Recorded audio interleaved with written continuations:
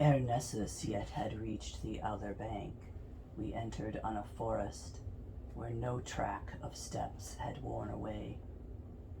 Not verdant there the foliage, but of dusk hue, not light the boughs and tapering, but with nares deformed and matted thick. Fruits there were none, but thorns instead, with venom filled. Less sharp than these, less intricate the breaks, wherein abide those animals that hate the cultured fields, betwixt Corneto and Cecina stream. Here the brute harpies make their nest, the same who from Strophades and the Trojan band drove with dire boding of their future woe. Broad are their pennons of the human form, their neck and countenance, armed with Tellus keen the feet, and the huge belly fledged with wings. These sit and wail on the drear mystic wood. The kind instructor in these words began, Ere further thou proceed, know thou art now in the second round, and shalt be till thou come upon the horrid sand. Look therefore well around thee, and such things thou shalt behold, as would my speech discredit. On all sides I heard sad pleadings breathe, and none would see from whom they might have issued. In a maze fast bound I stood. He, as it seemed, believed that I had thought so many voices came from some amidst those thickets close concealed, and thus his speech resumed.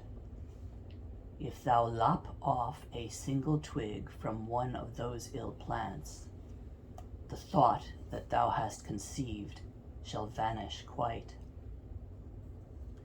Thereat, a little stretching forth my hand, from a great wilding gathered I a branch, and straight the trunk exclaimed, Why pluck'st thou me? Then, as the dark blood trickled down its side, these words it added, Wherefore tear'st me thus? Is there no touch of mercy in thy breast? Men once we were, that now are rooted here. Thy hand might well have spared us, had we been the souls of serpents.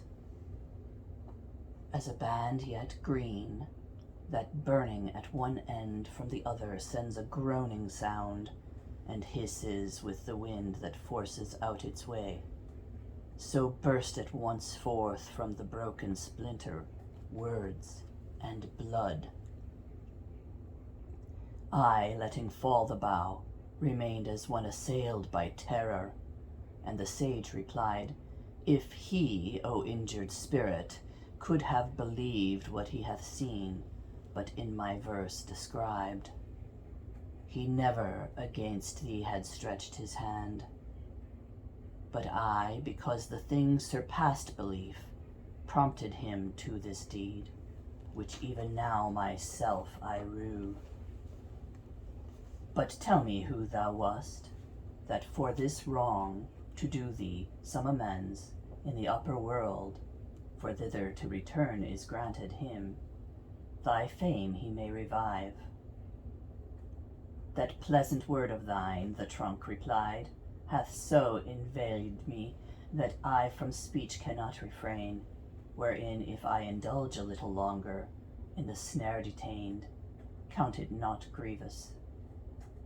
I it was who held both keys to Frederick's heart, and turned the wards, opening and shutting with a skill so sweet, that besides me, into this inmost breast, scarce any other could admittance find. The faith I bore to my high charge was such, it cost me the life blood that warmed my veins. The harlot, who ne'er turned her gloating eyes from Caesar's household, common vice and pest of courts, 'gainst me inflamed the minds of all, and to Augustus they so spread the flame that my glad honors changed to bitter woes. My soul, disdainful and disgusted, sought refuge in death from scorn, and I became, just as I was, unjust toward myself. By the new roots which fix this stem, I swear that never faith I broke to my liege lord, who merited such honor, and to you, if any to the world indeed return. Clear he from wrong my memory, that lies yet prostrate under envy's cruel blow. First somewhat pausing till the mournful words were ended, then to me the bard began, "Lose not the time, but speak, and of him ask if more thou wish to learn." Whence I replied, "Question thou him again of whatsoe'er will, as thou thinkst, content me. For no power have I to ask, such pity is at my heart." He thus resumed, "So may he do for thee freely what thou entreatest, as thou yet be pleased, imprisoned spirit, to declare how in those gnarled joints the soul is tied, and whether any ever from such frame be loosened. If thou canst, that also tell." Thereat the trunk breathed hard, and the wind soon changed into sounds articulate like these: "Briefly ye shall be answered, when departs the fierce soul from the body, by itself thence torn asunder, to the seventh gulf be Minos doomed, into the wood it falls, no place assigned, but wheresoe'er chance hurls it, there sprouting, as a grain is spelt, it rises to a sapling, growing thence a savage plant. The harpies, on its leaves then feeding, cause both pain, and for the pain, a vent to grief. We, as the rest, shall come for our own spoils, yet not so that with him we may again be clad. For what a man takes from himself, it is not just he have. Here we perforce shall drag them, and throughout the dismal glade our bodies shall be hung, each on the wild thorn of his wretched shade." Attentive yet to listen to the trunk we stood, expecting further speech, when us a noise surprised, as when a man perceives the wild boar and the hunt approach his place of stationed watch, who of the beasts and boughs loud rustling round him hears, and lo, there came two naked, torn with briars, in headlong fight, that they before them broke each fan o' the wood.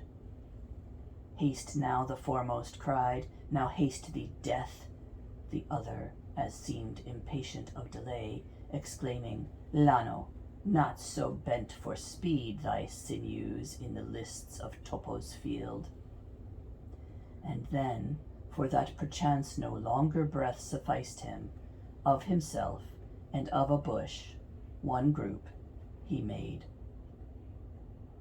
Behind them was the wood full of black female mastiffs, gaunt and fleet as greyhounds that have newly slipped the leash. On him who squatted down they struck their fangs, and having rent him piecemeal, bore away the tortured limbs. My guide then seized my hand and led me to the thicket, which in vain mourned through its bleeding wounds. "O Giacomo of Sant'Andrea, what avails it thee," it cried, "that of me thou hast made thy screen? For thy ill life what blame on me recoils? When o'er it he had paused, my master spake, Say who wast thou, that at so many points breathest out with blood thy lamentable speech? He answered, O ye spirits, arrived in time to spy the shameful havoc that from me my leaves have severed thus, gather them up, and at the foot of their sad parent tree carefully lay them. In that city I dwelt, who for the Baptist her first patron changed, whence he for this shall cease not with his art to work her woe. And if there still remained not on Arno's passage some faint glimpse of him, those citizens who reared once more her walls upon the ashes left by Attila had labored without profit of their toil. I slung the fatal noose from my own roof.